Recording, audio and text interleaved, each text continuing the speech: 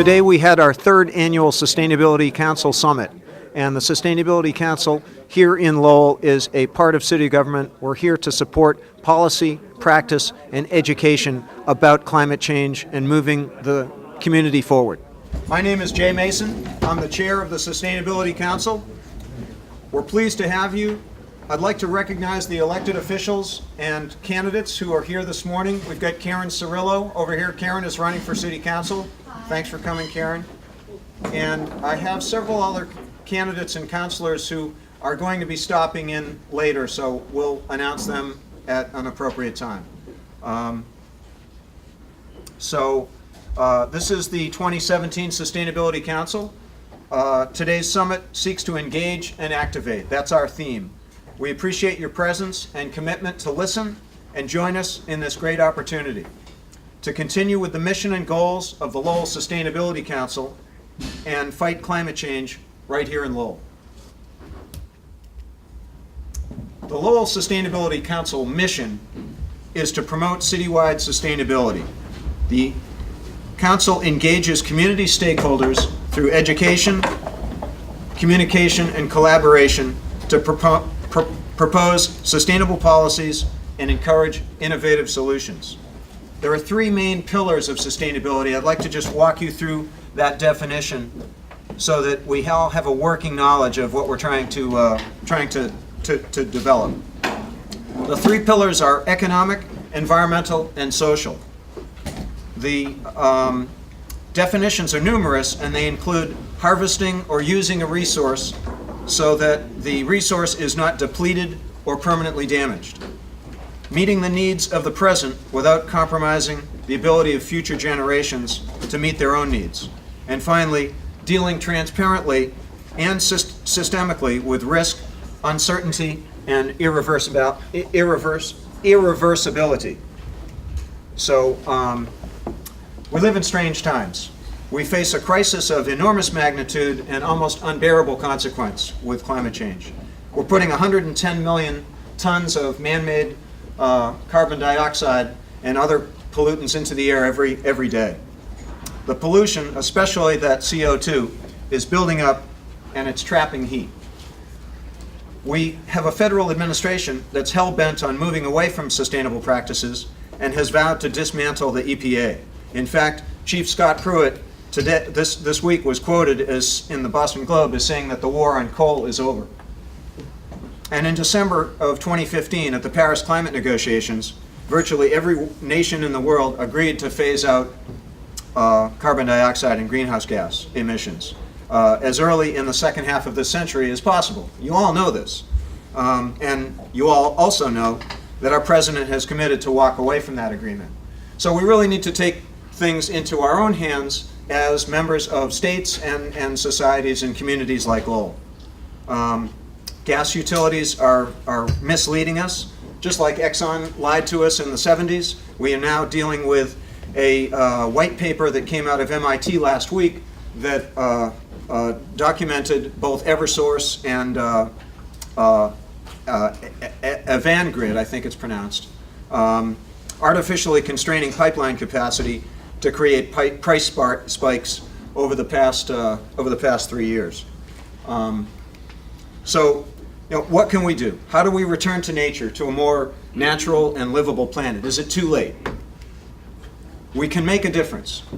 With our voices, we can be heard if we work together and if we use the resources, like today, that are available to us.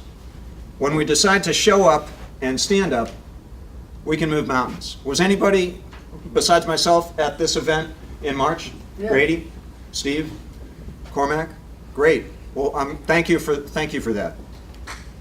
The goal of our work on the Sustainability Council and of this summit is to engage a more unified and vocal body of stakeholders here in Lowell, where we have an enormous opportunity to fight climate change and effect a more resilient city. Let me hand over the mic to John Gear, who will fill you in on the progress we've made as a Sustainability Council since we got started with this year's initiative. And I have the opportunity to provide you with some information on the Council's progress to date, 2017. Year's not over, we're still doing great things, but here's a recap. Jay referred to the Paris Climate Agreement. So at the request of the council and with the vote of the city council, Mayor Kennedy signed a letter of support for the Paris Climate Agreement, joining 300 other mayors across the country, acknowledging the need to continue to deal with man-made climate change. This action also fits into our Sustainable Lowell 2025 Master Plan.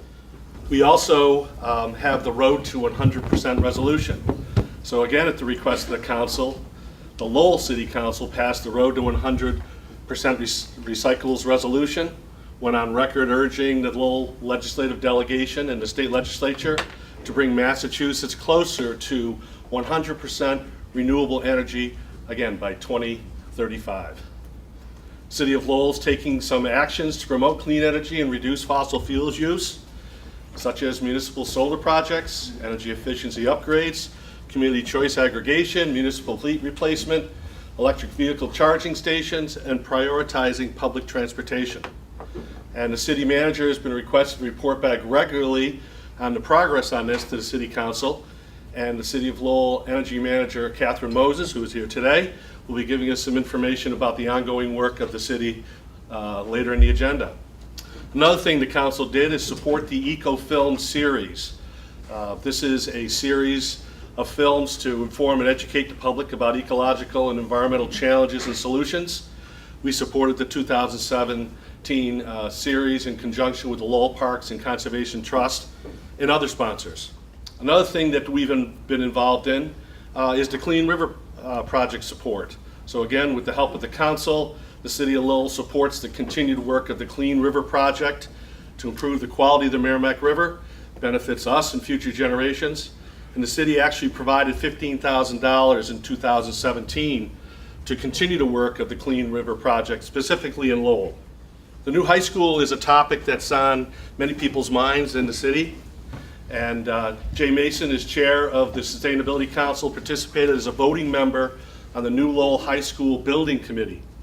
And he works with others to ensure that the new high school is built with the most sustainable practices, a sustainable manner, and representation on the High School Building Committee Sustainability Subcommittee.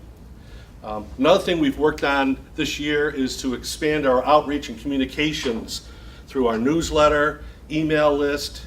We're trying to expand our contact list to bring more people into the know, participate in a lot of the activities that we undertake. All right, let's talk a little bit about where the City of Lowell has come from.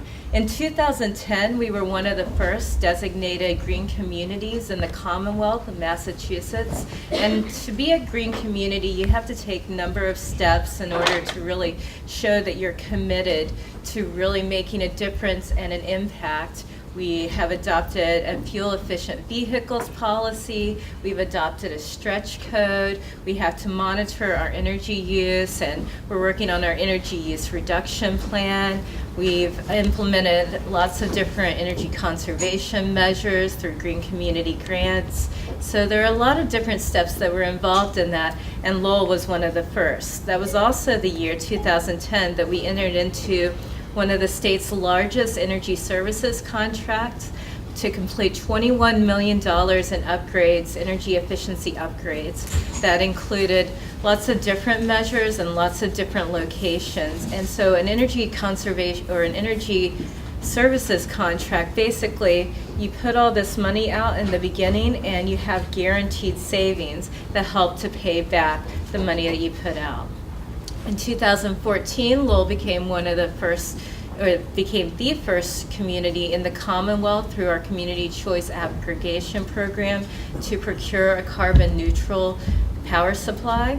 And then we also have almost 10 megawatts of solar facilities. So I'll tell you a little bit about all this. First, let's talk about energy efficiency upgrades, because if you use less energy, then that helps in lots of different areas. So as part of the energy services contract that we talked about with Amoresco, the city implemented 30 different energy conservation measures across 47 different municipal buildings.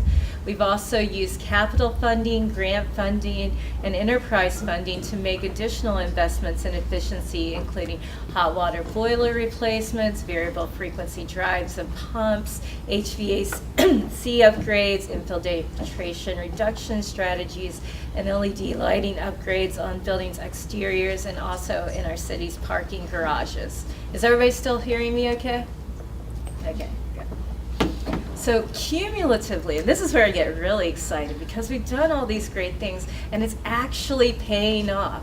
So these upgrades have allowed the city to save over 17 million kilowatt hours of electricity, 2.4 million therms of natural gas, $7.1 million in utility bill expenses, and 62,347 metric tons of CO2 equivalent. So the city has really shown a lot of leadership. They've really made a lot of, not only have they worked in energy efficiency, they're going to continue doing this. So in the future, we also are planning additional upgrades.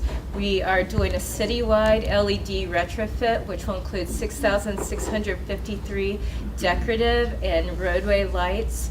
Once this is completed, which it should be close to this time next year, it'll save the city another 2.3 million kilowatt hours annually, 390,000 additional dollars on our annual utility bills, and 1,700 metric tons of CO2 equivalent.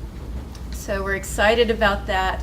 We're also looking for other opportunities just across our portfolio to see where can we really continue to save, continue to reduce not only investments, but how can we use our energy more efficiently. That's one of the big ones that's coming up in the future. We also, as alluded to earlier, have a lot of renewable energy options that are going on.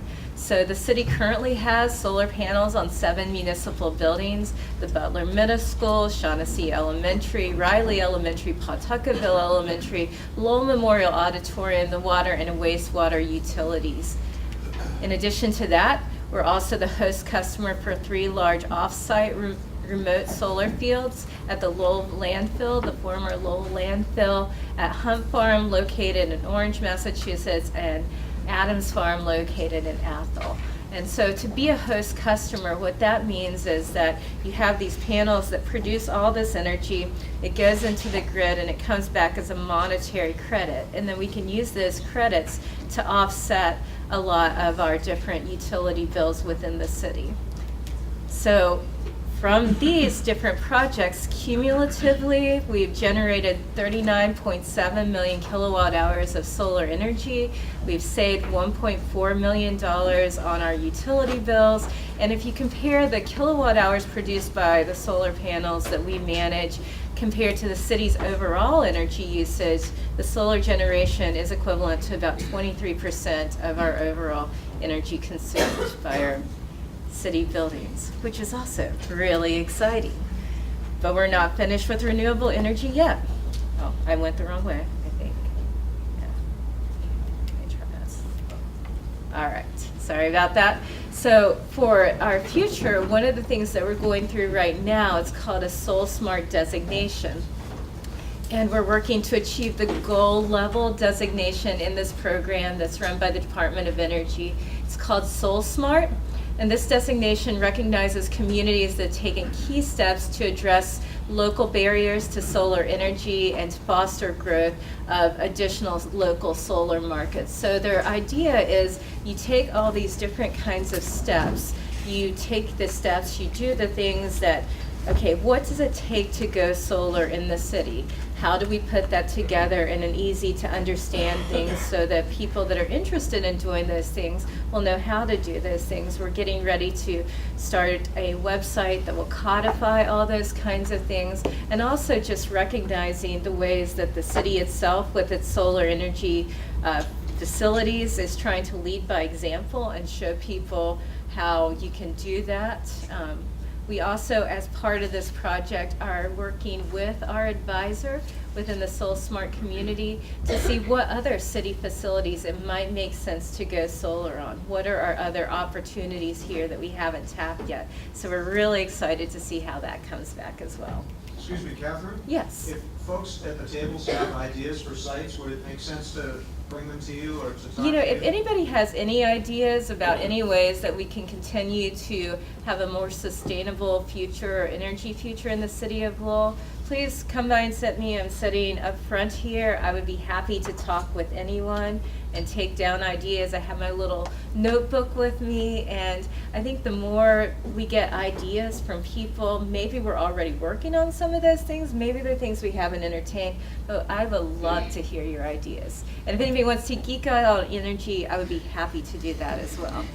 So we're looking forward, and that segues perfectly into my final slides. We're looking forward to working with the city council, who's already shown a lot of leadership in some of the things that Jay talked about, and in implementing and funding the projects that I talked about, working with the city manager and his office, who've also been very supportive, working within the city departments, tell them the same things. If you have ideas, let me know. We'll work towards that. I'm looking forward to working and continuing to work with the Sustainability Council. And the reason I'm really excited to be here is to see all these faces in the room, because I'm looking forward to working with you as well. How are the ideas that you have? How can we implement those on a municipal level? How can we help encourage the work that you're doing? And so we're just looking to expand our partnerships so that we can continue to see those numbers go up on our monetary savings, on our energy savings, on our greenhouse gas savings, so that we can create a better future. I showed fifth graders a 4-minute clip of Bill Nye about climate change, nothing. Seventh graders a clip about climate change, no reaction. Eighth graders a clip about climate change, no reaction. And for whatever reason, when I showed it to sixth graders, they said, "Oh my God, shut off all the lights, unplug everything right now." And it was consistent. I had many sixth grade classes, and across the board, I don't know what it is about a 10 and 11-year-olds and some 12-year-olds, but it's they really get it. And so what happened was, that was on a Friday, and the next Monday I came in and one of the students came up and said, Mrs. Shea, they all call me Mrs. Shea, I'm not married, but Mrs. Shea, we Skyped about it over the weekend, we figured it out, here's our plan to get solar panels for 5 houses. And so they, without even realizing it, scheduled a conference call, came up with a proposal, wrote up the proposal, there were contingency plans, and presented it to me. And I was like, "You did what over the weekend?" You know? And I'm like, okay, well, maybe 5 houses feels like a lot to me. Maybe we could do like 1 solar classroom. You know, climate change isn't really caused by CO2 emissions. CO2 emissions are a consequence of a deeper force, which is our colonized mindset, in which we believe that the earth can be dug up, sold, and burned. And until we start addressing the true root causes of climate change, I don't believe, and we don't believe, that we're not doing proper climate justice work. And at this point, it's a little, we've done a little bit too little, and it's a little bit too late, and we haven't prioritized Black or brown poor people all around the world. I mean, we all know that Puerto Rico right now, where my family is from, 3 million people don't have access to clean water. There is no electricity. The estimate is that the electricity will be back on in March. So it might be back on in next August. Who knows? It's not going to be March.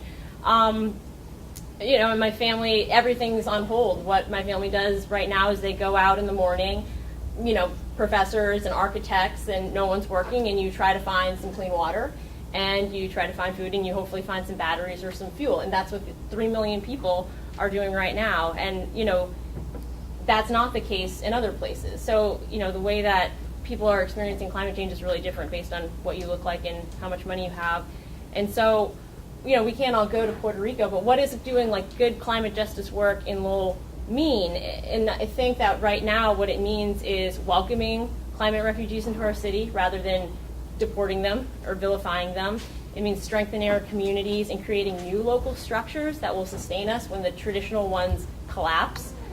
It means thinking about where will we get food, water when resources become scarce, how will we house ourselves when there's destruction, and most importantly, how can we get food and water and shelter to the people in our city that already don't have it right now? Because if we can create those structures now, we're going to be in a better position when we're all relying on those. And so, what I like about Climate Change Club is that at a young age, people they try and get involved with things. They try and make a difference. But when you're older, you don't really think about it as much. So if you start doing something at a younger age, you have more time to like go through with it, and you can like show other people of older ages, like middle schoolers could show high schoolers these things, and like they might be able to do more. They might be able to like spread the word more than middle schoolers may be able to do. And if you like show adults these things, they like right now if you go to meetings and talk about this with city council members and all this. And we have made a video for the GoFundMe page, which we all contributed to, that includes information on what climate change is and to inform people that it's not a good thing and needs to be stopped. The GoFundMe page we created is now up to about $4,500. We put our videos, pictures, and a little description about our club on there. We had reached 30 new members in a matter of 4 club meetings. And at one point, we went to City Hall to convince the City Council to make our city 100% renewable by 2035. Lastly, on July 29th and the 30th, our group had a table to raise money at the annual Lowell Folk Festival. We raised about $300.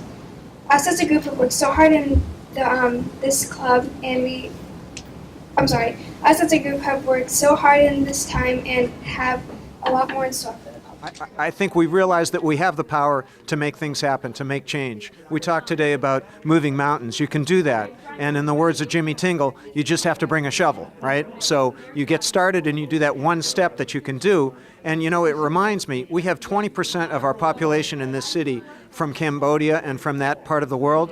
Now, right now, that part of the world is suffering from the effects of climate change in a huge way. And we have to take responsibility for them and for ourselves to recognize the opportunity and the lesson from what's going on and take immediate steps to move ourselves in a positive direction that works. The Climate Change Coalition is the student body organization affiliated with the Climate Change Initiative at UMass Lowell. And the Climate Change Initiative is a faculty-based organization on campus that works to advance sustainability education and programs across the disciplines. Our organization began when we were introduced to the UMass fossil fuel divestment campaign by the leader of the CCI, Dr. Rooney Varga. And with the cooperation of students here at UMass Lowell and at all the other UMass campuses, we helped to bring the UMass system to become the second large public university to fully divest from fossil fuels. And so actions like that have taught us a lot about the importance, most importantly, the power that collective and organized action can bring about. Since then, we've continued on to make this club a platform for students to bring their own ideas related to environmental and sustainable issues to fruition.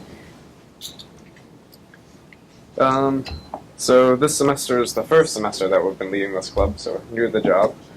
We've done several events thus far. Every other week we've been volunteering with Mill City Grows at their greenhouse on UML's East Campus and also at their Harvest Festival.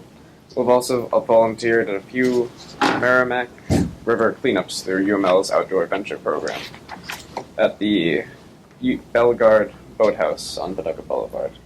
And another big event we had was last week at the UMass Lowell Science Block Party. That's an annual event they have on UMass Lowell's North Campus, which is mainly the campus for the STEM majors.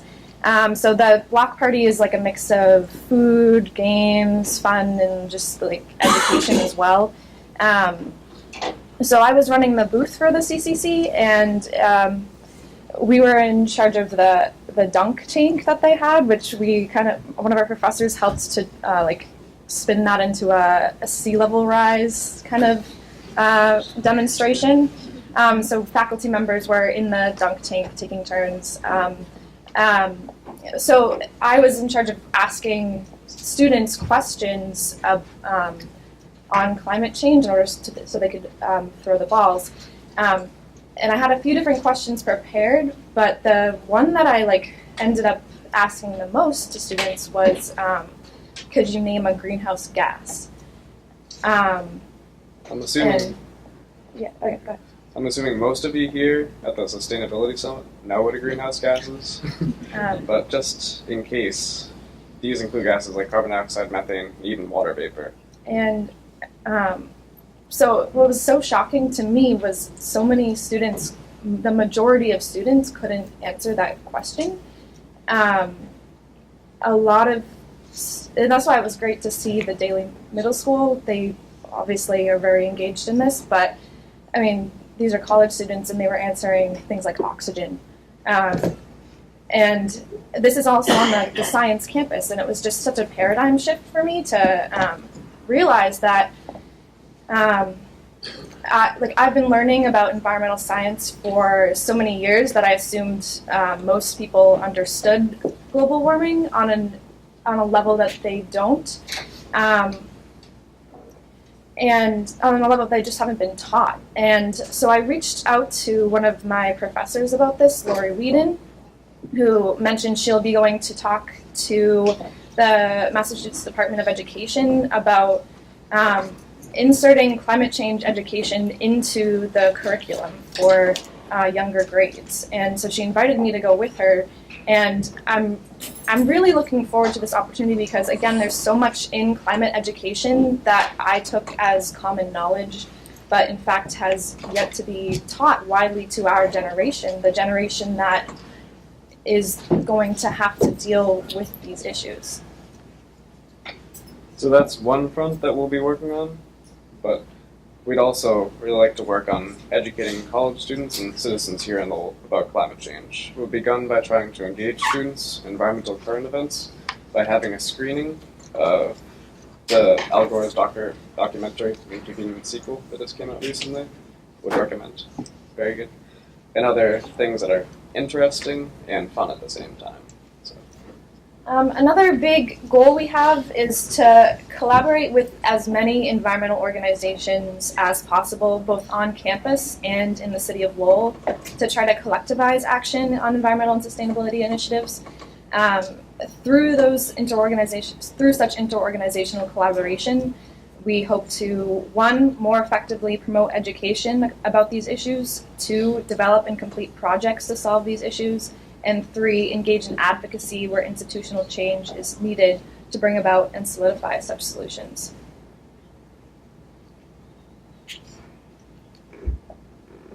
So, to start with, MassPIRG is a student group at UMass Lowell, and they're a nationally college student-funded political interest group. And currently they're campaigning for 100% renewable energy at UMass Lowell by 2050, which is later than Lowell, as we just learned, but it's the city of Lowell. And recently we've been working with them to gather signatures for that cause. We're working with a lot of different organizations, like different clubs, such as the Society of Environmental Scientists, which is mainly for the environmental science majors. And the Evolution and Ecology Club, which is mainly biology and environmental science majors interested in ecology. There's the Engineers for Sustainable World, which is working on building a new irrigation system for the East Campus greenhouse that we mentioned. And there's the similarly named Engineers for Change, which is another engineering group that is working on developing and implementing a biodigester, or a small-scale or local-scale sustainable fuel source in both Massachusetts and Haiti. There's also the Solar Energy Association, which is interested in studying and applying the potential of solar power in their communities. And we're also working with the UMass Lowell Office of Sustainability, which looks at sustainability across all of the school's operational and educational facilities, including cataloging and fostering increases in courses and research projects related to sustainability, revamping the school's transportation system to support the community and university's goals, ensuring that all new construction and major renovation projects are minimum LEED Silver certified, and helping the school stay on track for their commitment to carbon neutrality by 2050. Also, through their work promoting sustainability across the school, UMass Lowell is now recognized as STARS Gold, which is the second highest available ranking for STARS, which is an international higher education sustainability evaluation system. And they're also, the Office of Sustainability is also in charge of the SEED Fund, which is the Sustainability Engagement and Enrichment Development Fund. And that awards grants to students, faculty, and staff for campus sustainability projects. We're also collaborating with the Outdoor Adventure Program, which has been doing river cleanups and a bicycle sharing program on campus. There's also Power It Forward, which so proceeds from their t-shirt sales are going to help to fund renewable energy work in Haiti and other developing countries. There's the Confluence Initiative, which is a new initiative engaging students philosophically on the idea of sustainability, and also kind of trying to translate that into sustainability projects on campus through the lens of Henry David Thoreau and his environmental writing. We're also working with Mill City Grows, which has done a lot of things in Lowell, such as promoting food justice, spreading knowledge about sustainable agriculture in schools, and in general re-greening Lowell through creating community gardens throughout the city. And also, just lastly, another one we're working with is the Better Future Project of 350 Mass, who are working dedicated to environmental advocacy. So I mean, there's so many different organizations that are doing so much, and we just love to have collaboration between all of them. I mean, we have to take the opportunities that come available to us and do things with them. Lowell has a lot of flat space, rooftop space that could be solar, but there's also rooftop gardens we could do. There's a million opportunities that we just have to recognize and dig into. And the only way we're going to do it is if people realize, as you say, that they have that power and that they are entitled, in fact, it is their responsibility to take action and move in a productive forward direction. So as the council, our job, as we see it, is to engage and to activate. We want to engage people, let them know that this problem needs to be solved and that we have the collective energy and skills to solve it. I like that phrase, to learn how to do whatever in a good way. I think one way of talking about our group is that we're learning how to get old in a good way. We all get elder. We all get older, but not everyone gets elder. And in my mind, what distinguishes elders from people who are merely elderly is a concern for legacy. Let's see. For the welfare of succeeding generations. And I got involved when I got a call a couple of years ago from someone who knew that I was committed to working on climate change, asking me whether I'd like to attend something called Grandparents Climate Action Day in Washington, D.C. Well, who knew there was a Grandparents Day? There is, September 10th this year, in case you missed it. We went down and lobbied our representatives. I met with our senators, Markey and Warren, and my representative at the time, Joseph Kennedy.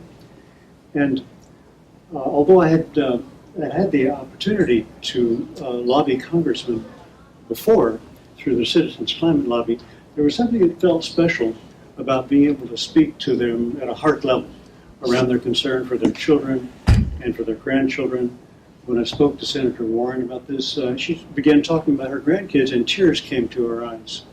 And so there's something, we're a nonpartisan organization in terms of Republican, Democrat. We're definitely partisan on the issue of climate change. But it's nice to get past the red and blue distinctions and speak to people at a heart level about our common concern for the future of our species, not to mention the many others that are being extinguished at a rapid rate. As we thought about how do we use our voices, elders do vote in higher percentages in other demographics. But the bad news there is that elders who are identify themselves as climate voters, that is, to answer yes to the question, is climate change your number one or number two priority, they have a track record of not showing up, of having a less good voting record than other voters. I'm not sure why, but I've learned from the astonishing statistic from the environmental voter project here in Boston. Governor Baker, who was not a strong supporter of climate change initiatives, won by 44,000 votes 2 years ago. The number of environmental voters in Massachusetts who did not vote was 288,000. So let that sink in for a minute. So if we could get those folks to turn out, we could get a much stronger voice for climate change. So as we asked ourselves then, who do we speak to? We realize that it's no longer necessary to convince people, at least the majority of people, that climate change is a problem. A strong majority believe that it is, and most believe that it's caused by humans and will cause great damage. And so we just need to get people who already think it's a problem to do something about it. It's number 20 on their list of, of priorities. And so what we've been doing is going around to communities in Massachusetts like Lowell, and we've been making presentations at senior centers, councils on aging, Rotary clubs, other places where elders might gather, and trying to address the question of what can one person do, in particular what can an elder do to address climate change. And we find that one of the reasons that many people who do believe it's a problem don't do anything is they feel overwhelmed, or they feel, what difference can one voice make? And we think that one person can make a difference, and we've got a way of talking about these steps. I recently returned from another trip to Chicago, and my grandson is now 12. And he greeted me with the question, what have you been doing in your climate change work? And that really resonated with me and also surprised me, because I've been thinking about this question for a while, namely, in terms of my legacy, what I'm going to leave, what kind of a world am I going to leave for my grandchildren? I'm thinking, what will I say to them if they ask me, what did you do when you knew about climate change? And so I'm thinking, now's my chance. You also wanted to know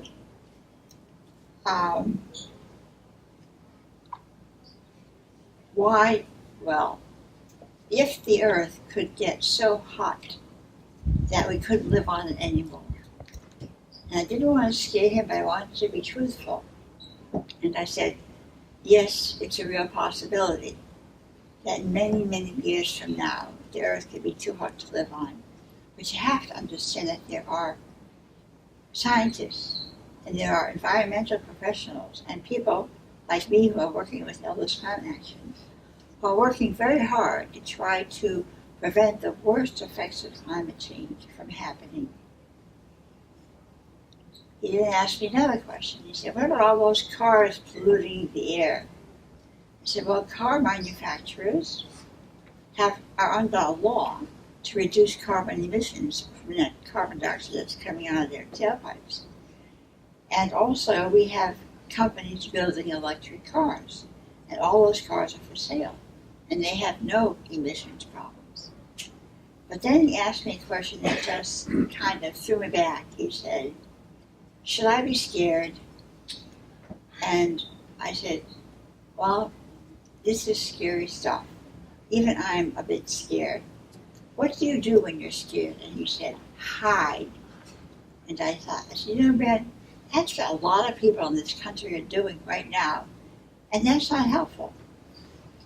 What would be helpful is if you took steps, small steps, take action, small actions, you and your family, to do things that would make you feel less scared. I mean, it's very normal, given the enormity of this problem, to feel scared, helpless, powerless, even a little bit depressed. But I promise you that if you start doing something about it, little things in your house, with your parents, you'll feel less overwhelmed and less scared. So he said, what are you doing? So I said, well, I joined Elders Climate Action because I realized that in a group you have more of a chance of getting things accomplished than if you're doing it all by yourself. And there's also support and encouragement that you get from a group. It may be hard to get if you're doing something alone. So he said, well, maybe there are things I can do, but I need to know more about what you're doing. So I said, well, at home, I recycle. I have changed all my light bulbs to LEDs, and I explained to him what that was. And last year I switched my energy to wind energy. And I know those seem like small things to do, but they're a start. And it made me feel more in control. At which point he said, I want to talk to my parents about this. So we went and had a conversation. By the time I left, his parents had agreed that they all would contribute and do all those three things from now on, especially the wind power part. There's a lot of things you can do in your own home. There's a wonderful program in Massachusetts called Mass Save. You can invite them into your apartment, your home. They'll do an energy audit. They'll give you free LEDs and make suggestions about what you can do. And we had an example. Is it Catherine who has the carbon neutral walk to work? Yeah, that's another great step to take. There's incentives for electric vehicles in Massachusetts and at the federal government level. As I was driving in this morning, I was thinking about eco-restoration. That sounds an awful lot like jargon. What are we talking about here? What we're talking about is helping heal the earth. It turns out that if we stopped emitting greenhouse gases right now, it would take 1,000 years for the greenhouse gases in the atmosphere to go back to a normal balance. And so we've got to draw down that gas. And one way to do that is to use the natural healing powers of the earth, so to absorb carbon, to absorb water. And so that means not using pesticides. It means just stopping to paving over wetlands, which is one of the things that got Houston in trouble with the recent hurricane. So we're just learning about all the things we can do to stop the degradation of the earth that we've been practicing. And our agricultural practices, which rely heavily on pesticides, and tilling the soil, which releases carbon, is one of the big problems. Something else powerful is to just to exploit your power as a voter. I'm glad that Jay mentioned, and Michael mentioned, several of you mentioned, Charlie, the Representative Golden. With working, I met Jay Mason when we gave a presentation to the Senior Center in Lowell, and he helped us organize a meeting with Tom Golden. And so we spent an hour and a half with him about 3 weeks ago. He was very open, and I think I closed the meeting by saying, so I think you can no longer say publicly, as you have in the past, that you don't hear from citizens about climate change. And so I really do encourage you to make your voice known to him in particular. One of my favorite answers to the question, what can one person do about climate change, is stop being one person. Join a group. And there are many good ones. I'm particularly fond of Elders Climate Action, but our handout has a list of others, both local and national. You've already heard a reference from the students to 350 Mass and the Better Future Project. Getting rid of investments in fossil fuels. There were hearings this week. There's a bill in front of the legislature to divest the pension funds so that we're not actually subsidizing carbon fossil fuels. And the last point, as neighbors to Concord, we ought to take a page out of Walden, out of the book of our famous local hero, Henry David Thoreau. You may have heard the anecdote. He went to jail for not paying his taxes because he didn't support a number of things the government was doing, war and building railroads. And Ralph Waldo Emerson asked him, Henry, why are you here? And he's reported to have said, Ralph, why are you not here? One of the things about being elders is that we can resist arrest, commit civil disobedience, and risk things with greater freedom from impunity than others. I've succeeded in getting arrested protesting the pipelines and other things, and I encourage my fellow elders to do the same. I think we're seeing more buy-in. I think we're seeing more energy and enthusiasm and support. Today we were lucky enough to have Senator Eileen Donohue here participating in a question and answer program about sustainability aspects of what's happening at the State House, which is huge. Thank you for inviting me here today.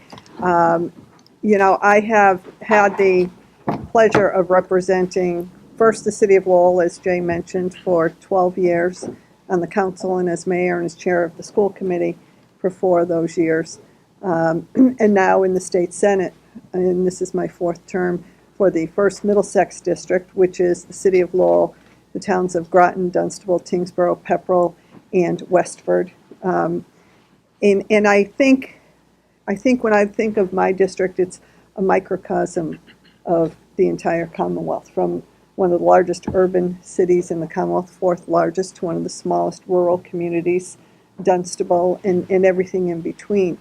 And so I've had that privilege of getting to know those communities and the issues that they face.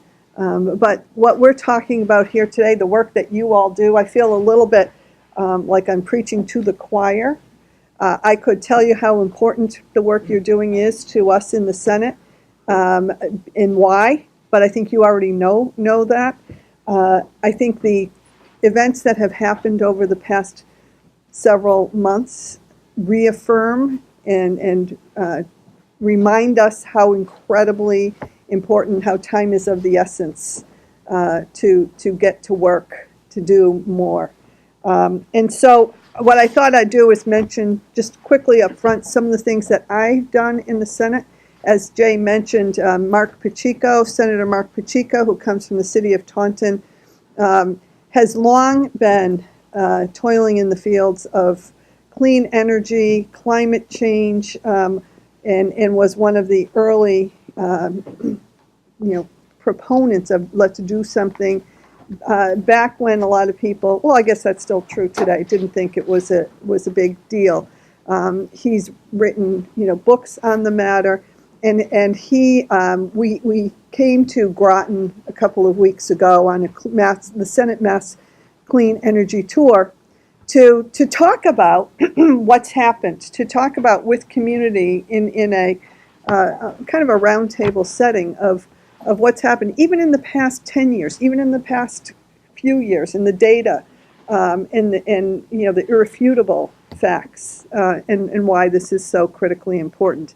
And we look forward to doing it more. And I mentioned to Jay, I think it's an informative presentation and tour, and it's one that I know people have really been appreciative of, and it's an interactive matter too. So I'm hopeful that we can bring it here to the city of Lowell, whether it's in downtown Lowell or out to the university, but stay tuned. We will let you. If you need someone to advocate for that, let us know. Okay, absolutely. It won't take too many twisting of arms when it comes to Senator Pacheco, because he is passionate about this, and he will go anywhere and to talk about it. So this is really, really important, and it's something. One of my new jobs in the Senate. I'm in Senate President Rosenberg's leadership team.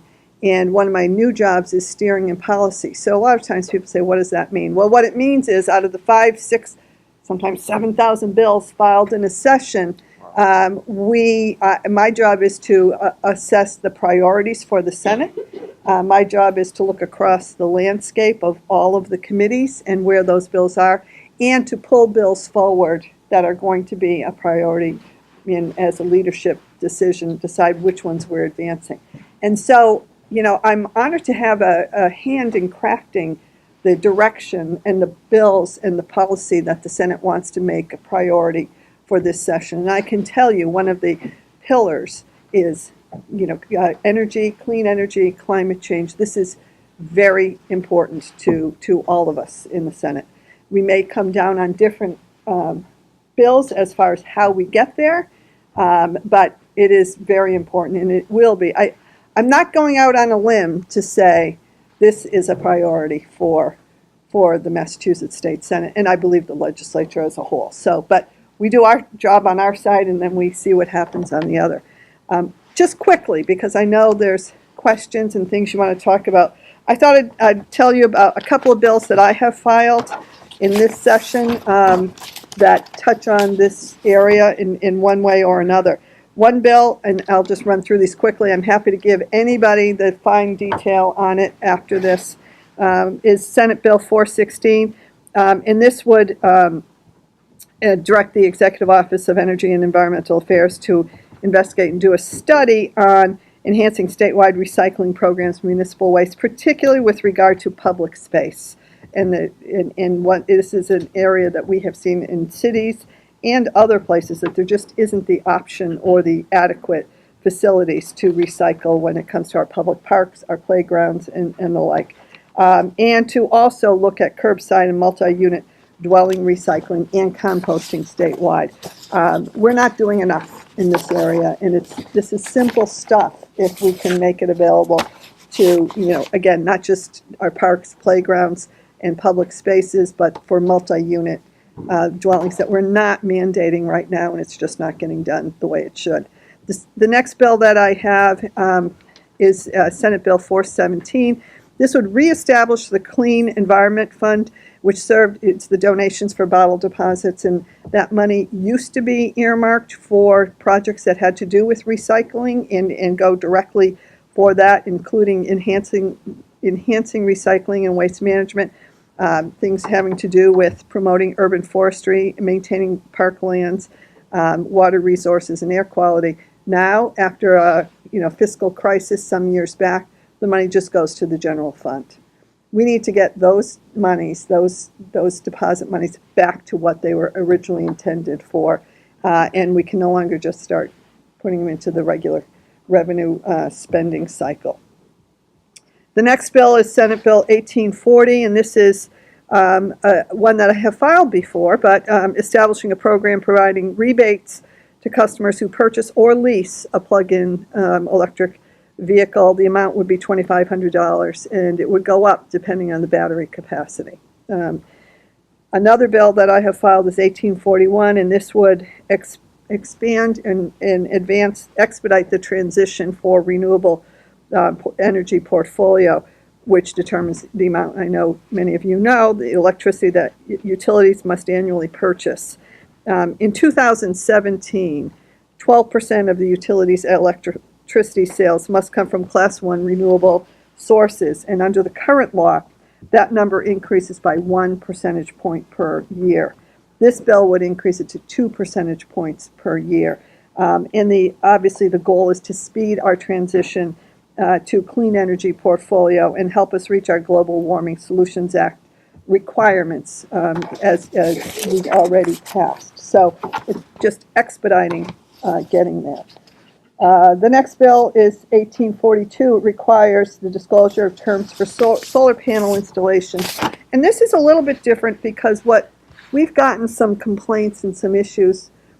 Some of the solar companies that are putting installations on people's homes or residences, people are not understanding that there's a lien of sorts that gets put on their home. It's in the form of a filing, not necessarily a mortgage, but it's a filing that will serve as a lien, and they go to sell their property and they find out, lo and behold, they have this issue to deal with. We need to make sure consumers understand that and understand fully what the implications are. And so it's really a consumer protection education issue. It's not anti-solar panels, it's just making sure people are aware of what they're signing up for. And then one other bill that I just filed, we have an organization here in Lowell known as UTEC. Many of you may be familiar with it, who does a lot of great work. And one of the things that they do is mattress recycling. We had a demonstration down at the State House, I think about a week ago. They had a heck of a time getting their mattresses through security at the front door. Wasn't easy, between the metal and you didn't know what was in them. But they finally got them through, and we got them up to the Great Hall. And they did a great demonstration of what the recycling is about. So I filed a bill in conjunction with this presentation and demonstration that creates a special commission to study mattress recycling. And this is really a double green program that has positive benefits for both the economy and for the environment. we right now fail to recycle 95% of the mattresses, and that we just toss them annually. And they obviously don't disappear. They don't go out into the ether. They just end up in a landfill or, crowding, space and the like. So there is a very cost-effective green technique for recycling these. And again, as I said, it's a double benefit. UTech, it's an industry, it's jobs.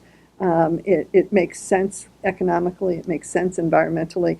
And so in filing the bill, I thought, what better way to do it than show people exactly what's entailed and how it can get done. So anyway, I'll stop talking about bills, but those are... What number? That one is Senate Bill 2174. Thank you, Senator. I think that was a great introduction. You actually knocked out most of my lead-in questions, so that's fantastic. I think the important thing to take away from this is that we need to thank you as a champion and a partner with us in achieving these goals at the State House. This past summer has been a real poster child for severe weather events, whether that was Hurricane Harvey in Texas, Irma in Florida and the U.S. Virgin Islands, Maria in Puerto Rico, the current wildfires all over California, and even beyond our borders, the earthquake in Mexico. I can't think of a time in recent memory when we had that many things happening all at once. And Massachusetts in particular can be challenging in promoting this at times because the last FEMA-designated natural or severe weather event was a winter weather event 2 years ago, 3 years ago, and then before that it was Superstorm Sandy. So it's very easy to forget. So having someone like you supporting these causes, it's invaluable to us. So thank you for that. I'll just ask one more question for starting us off, and again, if we've got pauses, we've got more to fill in. Right now, ratepayers in Massachusetts pay for natural gas that leaks out of aging urban pipelines. We've actually found out that there's documented 172 documented gas leaks in Lowell alone. Utility companies are responsible for repairing these leaks, but since they pass the cost of the lost gas on to the consumer, there's not a lot of incentive for them to do so. The leaking gas kills urban trees. It creates ozone and greenhouse gas emissions, which again, locally can worsen asthma and other respiratory illness. Would you support legislation to encourage repair or replacement of these pipes and prohibiting utilities from charging ratepayers for the cost of the lost gas? Senator Eldridge has a bill right now, 1845. Just for reference, when a similar bill was passed in Texas, approximately 55% of those leaks were fixed within 3 years. So I don't sit on the committee where the bill is parked right now. It's, telecommunications and energy. I'm not that familiar with the bill. Obviously, 172 leaks in the city of Lowell scares the heck out of me. And that's one city. That's one city. So I'm certainly eager to see what the bill does when it comes out of committee again. And what I don't want to see is any unintended consequence. I agree that charging the ratepayers, which is the way these companies do it, right? I need to understand what the fix is and where's the responsibility. But obviously it should get fixed. The council meets the second Thursday of every month, and we are open to the public. We encourage people to come and participate and give us your ideas, your complaints, your dreams, your aspirations. We'll make something happen together, and we'll make Lowell a more sustainable and a more enjoyable place to live. This is the opportunity for Lowell to have that next revolution. And we did it in the Industrial Revolution. It's now time that we do that next logical step.